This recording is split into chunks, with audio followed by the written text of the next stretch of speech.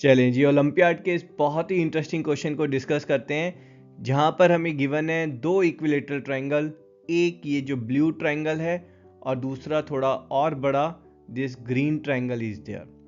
ये जो equilateral triangle है they are sharing a common vertex here, और जो बड़े वाले ट्रायंगल का जो एक वर्टेक्स है that is in the base line of smaller equilateral triangle, है ना। जो छोटा इक्विलेटरल ट्रायंगल की जो बेस लाइन है उस पे बड़े वाले ट्रायंगल का ये वर्टेक्स लाई कर रहा है।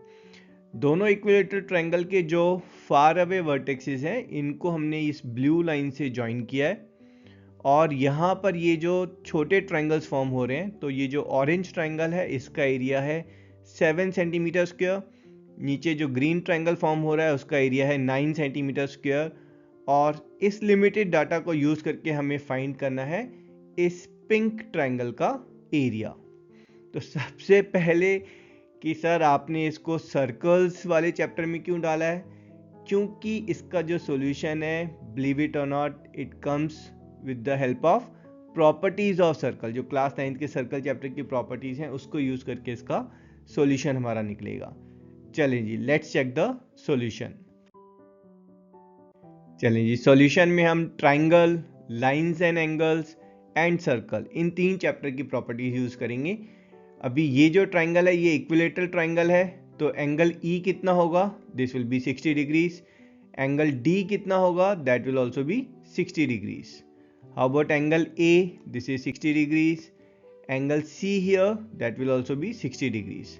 और यहाँ पर ये जो रिमेनिंग एंगल है दिस विल बी 180 माइनस 60 और 120 degrees. Now interestingly if you will see, ये जो आपका जो क्वाड्रिलेटरल फॉर्म हो रहा है ई डी सी ए, यहां पर ये जो अपोजिट एंगल्स हैं अगर आप ध्यान से देखेंगे इनका सम कितना है 180। तो ये जो अपोजिट एंगल्स हैं दिस आर सप्लीमेंट्री। अगर अपोजिट एंगल सप्लीमेंट्री होते हैं, हमें पता है सर्कल की properties, then it becomes a cyclic quadrilateral, और we can draw a circle passing through all these four vertex। ठीक है, तो ये हमने जो है हमने ये सर्कल ड्रॉ किया है, तो इसकी प्रॉपर्टीज वापस हम यूज करेंगे। Let's join E see here.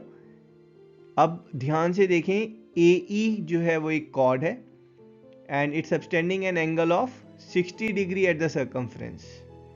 Now bye theorem this chord A E will subtend same angle 60 degree in the remaining part of the circumference also। तो यहां पर ये जो एंगल है this angle will be 60 degrees। अब ये 60 degree find करने का फायदा क्या होगा हमारा, अगर आप ध्यान से देखेंगे हमारे पास ये लाइन सेगमेंट है A B and we have got E C is there, और इनको कट करते हुए ये जो ए सी है दैट्स अ ट्रांसवर्सल। तो ये जो दो एंगल हैं this are alternate interior angle, and by theorem अगर ऑल्टरनेट इंटीरियर एंगल्स इक्वल होते हैं yes then the lines are parallel. तो ए बी जो है वो पैरेलल है ई सी के। Now because these lines are parallel so we can say that the distance between the lines will be equal, जो perpendicular distance है वो equal होगा।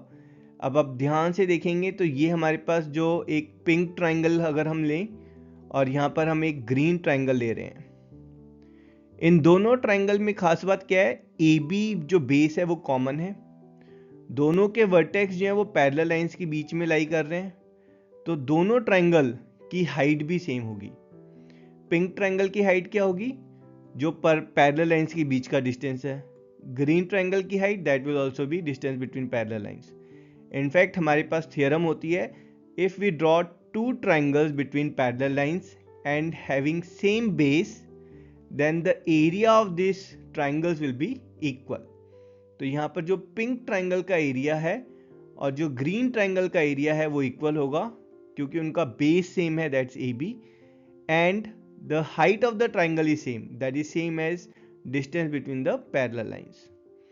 तो अगर हम ये जो ट्राइंगल फॉर्म हो रहा है यहाँ पे हमारा छोटा सा, इसको x मान लेते हैं इसका एरिया, तो आपका जो ग्रीन ट्राइंगल है उसका एरिया होगा x प्लस 9, और ये जो पिंक ट्राइंगल है इसका एरिया क्या होगा, इसका एरिया होगा x plus this pink triangle plus 7, है ना, और ये पिंक तो हमें फाइंड करना है और ये दोनों इक्वल होंगे, तो दोनों साइड जो है आपका x जो है वो कैंसिल आउट हो जाएगा and what will get here is area of pink triangle that is 2 centimeter square, and that's our answer. I hope you enjoyed the solution. I will see you in next video. Till then, tata, bye bye.